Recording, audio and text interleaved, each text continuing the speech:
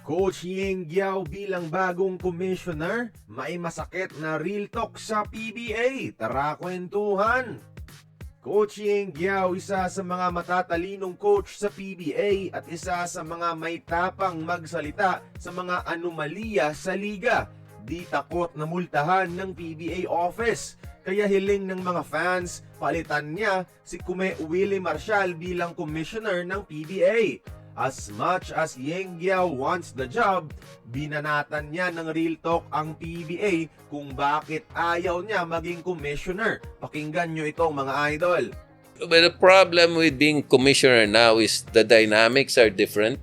It's really not the commissioner having the authority or the power to be able to make a mark in the league. It's the board, right? It's the board. Yeah. Okay, it's the board. The commissioner takes instructions from the board. Sabi niya, hindi commissioner ang may kapangyarihan na mamuno at magdesisyon sa liga. Tagasunod lang ang commissioner ng instructions ng boards at walang karapatan na mag-execute ng kanyang sariling ideas. Di gaya sa NBA, no, na yung commissioner talaga ang may salita kung ano ang mangyayari.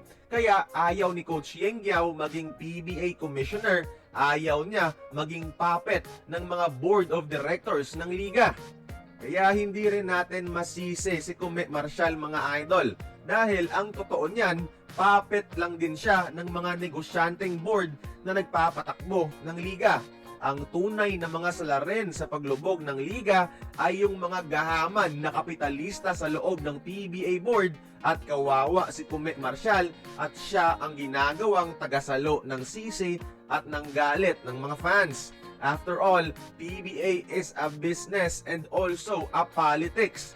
Maraming mga matatalas na isip ang capable mamuno sa liga para isalba ito sa pagkalubog. Pero umaayaw sila dahil alam nila na yung pagiging commissioner is just a title.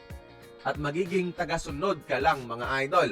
After all, yung mga negosyante ng PBA, inuuna pa talaga ang personal na interes kesa bigyang respeto ang ligang minahal ng buong Pilipino. Ang larong parang relihiyon na sa dami ng mga deboto.